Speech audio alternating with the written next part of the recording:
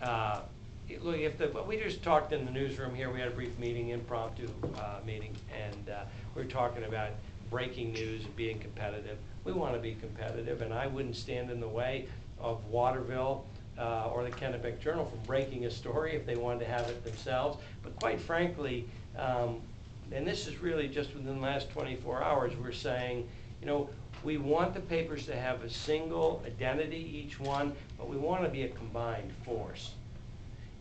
In this day and age, being first doesn't really matter to me. I want to be right, I want to be fair, because lots of people can be first.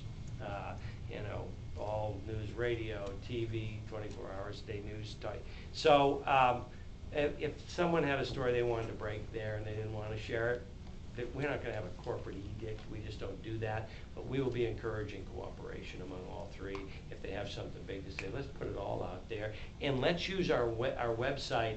There's a great domain here that we've purchased that really we should not forget in any way. It's called MaineToday.com. Our company's called Maine Today Media Inc. Part of the inspiration for that name came from Tom Bell. And he hasn't charged us for it. And Charlie Toppy in the press room, he owns a domain name that we talked about. Which one is it? Do you remember? It's the Maine Today Media Incorporated, right? All right. One of the pressmen bought that after we talked about it, and he said, by the way, I'll give it to you.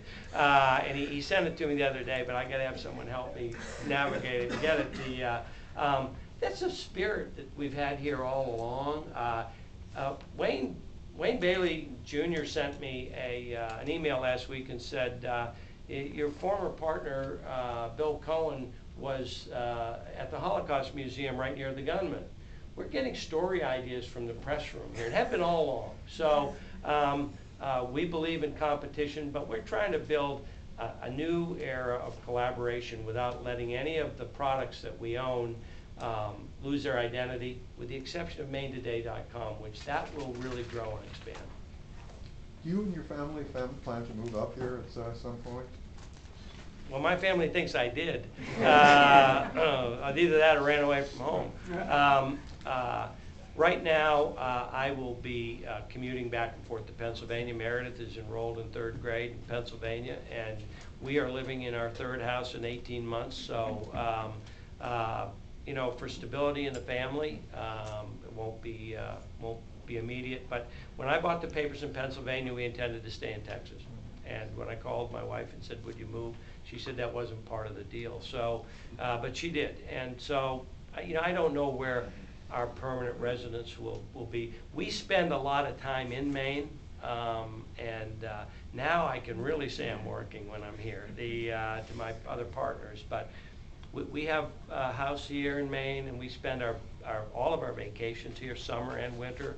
So I don't know how you distinguish us from people that like live here in the summer and go to Florida in the winter. We'll be here a lot. I will be here a lot over the next year. I'm going to run the businesses, and we have that agreement with the bank. It's spelled out. I promised to do it. They promised to back us up, and so I'll be here a lot. And it is the digital age, as you know. So. Mr. Connor, I worked for a guy who once told me that once you've lost your readers, it's hard to get them back. How do you reconnect with the Portland readership? Well, same way that we've reconnected or connected with the employees here. You get them to trust you, and you build trust, and you get the paper to them on time. That's as important, quite frankly, as anything. The news people, you know, like you, don't like to think that all the great work you do would, it doesn't matter as much as putting the paper in the same place at the same time every day, but it does. So that's part of the customer service experience. We deliver, you know, what time do people go to work today? It's 6 o'clock, 5:30 in the morning, you go out on the highway. We deliver our paper in Pennsylvania between 4 and 5 a.m. and we still have Laker scores in there. So you create really great service where you know, we have people that say, I'd like you to put the paper on the windowsill underneath the 3rd, and we do that. And we do. People call us, say, I didn't get my paper today, they get it in an hour. That didn't happen when we bought the papers from Knight Ridder. So we'll get them back. This is a great newspaper readership area. I don't have to tell you that. It's a great news area. Through all of the things that have happened here in the last 18 months, there's been some decline in circulation, but it's not significant. And what that tells us is these are very, very hard customers. You practically can't beat them away, if you will. So we've got a good core, and we'll build from that. Our paper in Pennsylvania in September of this year will show a 4,500 paper increase in Sunday circulation. And I don't know exactly how we did it, other than we have a really good newspaper and we treat our customers right.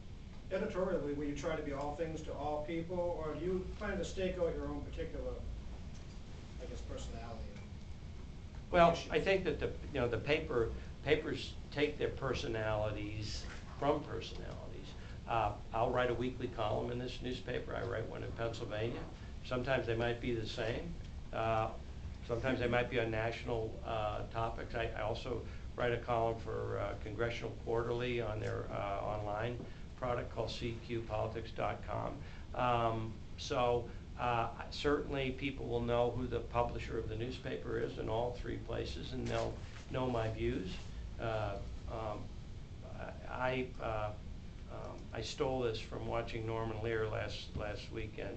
I'm a bleeding heart conservative, and I grew up in a family of staunch Democrats in this state, and so some of my friends that we've bargained with have worried that I'm right wing. They probably say not out of, but I'm not. I won't foist my own personal opinions on the institutional opinion of the newspaper.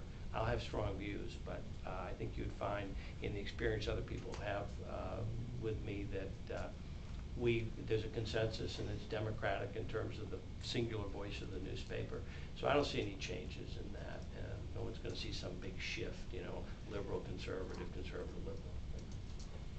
Will you continue the story sharing agreement with other Maine daily newspapers?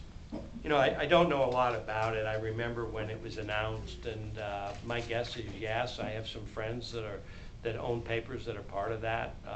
One of my closest friends here, our families literally go back to our great-grandfathers, is Alan Baker, who owns the Ellsworth American. And I don't think you'd mind me saying this, my daughter is actually one of the executors of his estate. And so we're very close with him, and I've consulted with him all along on this project. And the Bangor Daily News is part of it, I think, and I've known the Warren family my whole life.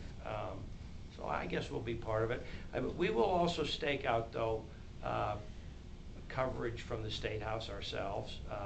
We'll probably make some changes in that. I don't understand it very well right now, but we want to be the leader in that. Doesn't mean we won't share. And we've got some other things that we'll restore in terms of coverage that will broaden our coverage and the depth of the newspaper. But we're not opposed to sharing with our neighbors to the north. To follow that, just briefly, you had mentioned earlier obituaries as news, and right now, of course, they're paid. Do you see that changing? Well, no, not immediately, but we may look at some other ways to report obituaries. I think it's one of the essential things that a newspaper does. I come from an era where I was the publisher of a paper where I said we'll never charge for obituaries, and about 6 months later we were.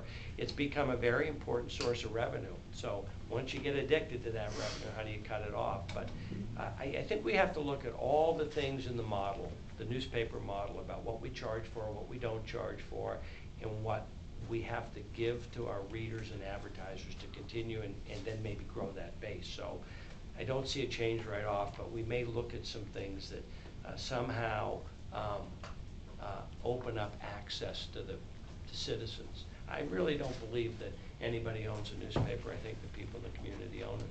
We're stewards of it and lucky to be so. Anything else? Thank you. All right, thank you. I'd like to thank Jack Mannheimer for making this conference room available to us. Yes, Jack, thank you. For Yes. providing stellar legal services to get us to this point.